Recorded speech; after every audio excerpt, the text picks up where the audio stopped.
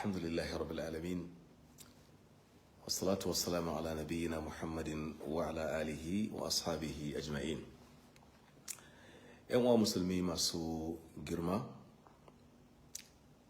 Assalamu alaikum wa rahmatullahi wa barakatu. Dangane da mas'alar ko batun canza ma kudinmu na Najeriya salo da sabon zubi,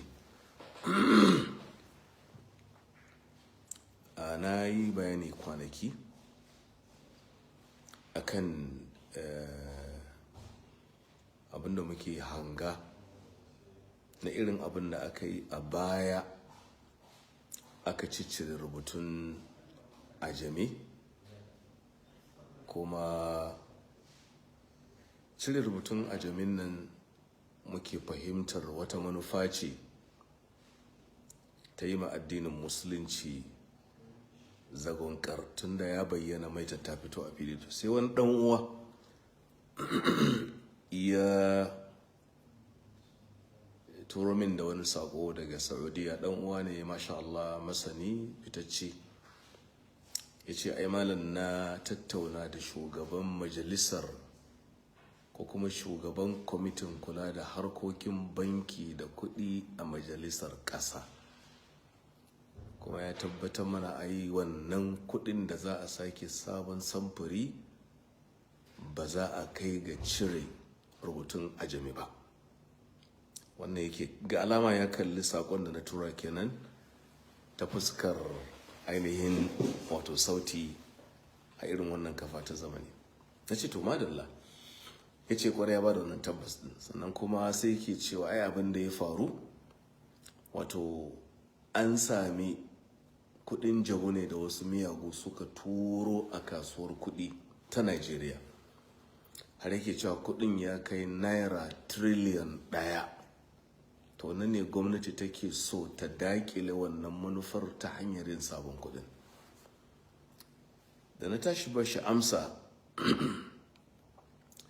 sai na nuna mai ai bayanan da na yi, in wannan ne misali ka gani, to da farko tukun menene amfanin jami'an da aka yi musu, aka horar da su, aka kashe kudin kasan nan da yawa don su dakile wancan abin da ake kira kudin jabudin da har suka bari ya kasance haka, wanda har zai kai ga a canza kudi da yake na biyu.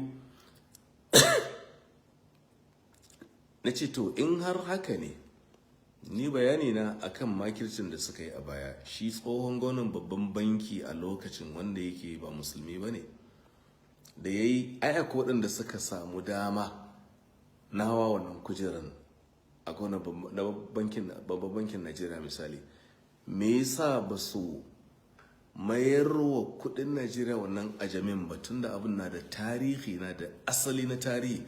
Ai sai su ce wannan abin da ya zage tarihinmu ne, bari mai da me yasa suka bari aka yi shiru, ake magana ai ga abin da ake so ai. Na'am, mun ji manufar shine a dakile banna, muna goyon bayan wannan 100%. amma ta yaya za mu amince wa mutanen daga manufarsa? Kuma ni na faɗa, an yi hira da ni a AIT Lagos kusan shekara 25, har mai gabatarwa ta ce da ne gashi nan kudin Najeriya kun musuluntar da shi, haka ta gaya, saboda kun sa rubutun Arabic. Nace ai wannan ba larabci bane, sunan shi a jami'in baki sani ba. Kuma na faɗa turawa da suka tashi barin ƙasar nan lokacin ba da mulki da ake cewa, ko kuma ba da wato yanci, sun buƙaci ɓangarorin ƙasar nan su ba da wani abu da za a wanzar da shi a shafukan kuɗinmu don ya wakilci al'adar kowane yanki. Kakanninmu suka ba da ajami. Shi yasa tun 1973 ko har zuwa wannan lokacin da aka canza naira da kobo zamanin Gowon, duk wanda ya san lokacin ya san kudinmu gashi na rubuta fam 1. Fam 1 nan tura mulkin mallaka suka nuna damin abin da muke da shi na al'ada ne. To ya za a zo a cire mana al'adarmu, tarihinmu daga kudin ƙasanmu? Na biyu kuma saboda kishin waimun musuluntar da ƙasar, idan rubutun arabiya a kudin ko ajami na wakiltar musulunci, to rubutun boko yana wakiltar mu, kenan wa aka fi cuta kenan. Bayanin mu kenan, saboda an ɗauko hanya za a maimaita. kuma da suka yi wancan muka yi shuru, tun musulmi muka yi shuru, da shugabannin ba wanda ya tanka yasa suka fara kirkiro wannan. Saboda haka idan kuna magana a'a ai ba yanda aka daukan bane, me yasa ba kuwa magana da aka taba ainihin kudin a farko tukun, sai an yi magana tukun ku ce ai ko ne sarakan iya analysis ko misali, yana da kyau a yi bayani.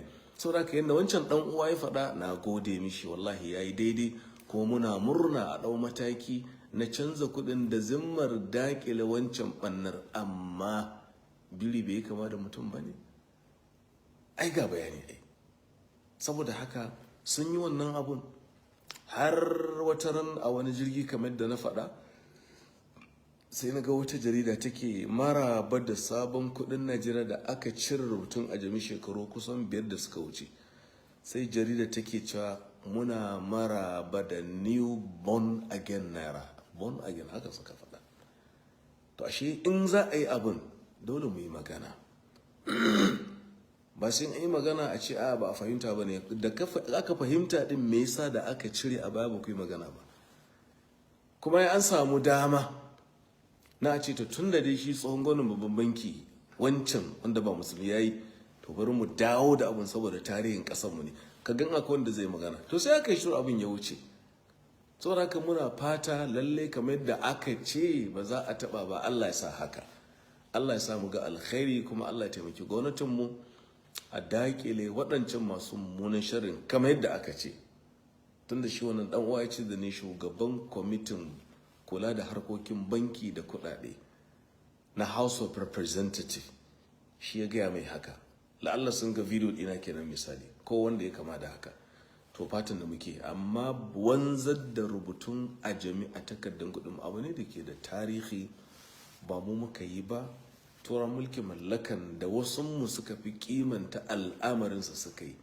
To amma saboda haushi da kyashi na wasu daga cikin kafaran ƙasar nan, gaba suke da musulunci, gaba ma mara hankali.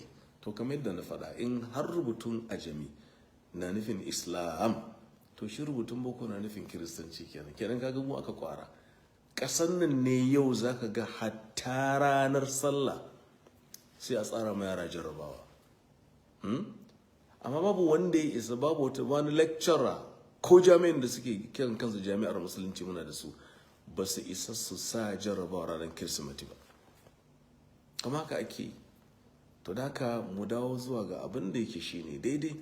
'Ya'yan ƙasan nan ne mu gaba da baya, addinin mu kuma jagoran mu. Da haka in muka ga abin da abin nan ba daidai bane, bai kamata mu yi shiru ba. Bayyana hakika da neman yancinka ai ba mushkila bane. Muna fata Allah ya sa abin da aka faɗan nan na cewa ba za a taɓa ba, za mu zura ido mu gani, kuma muna fata za mu ga alkhairi. Allah ya sa mu dace, ya ba ƙasar mu kariya, zaɓen da za a yi baɗi ya sa a yi salin alin. Subhana rabbika rabbil izzati amma yasifun, wa salamun ala al-mursalin, walhamdulillahi rabbil alamin.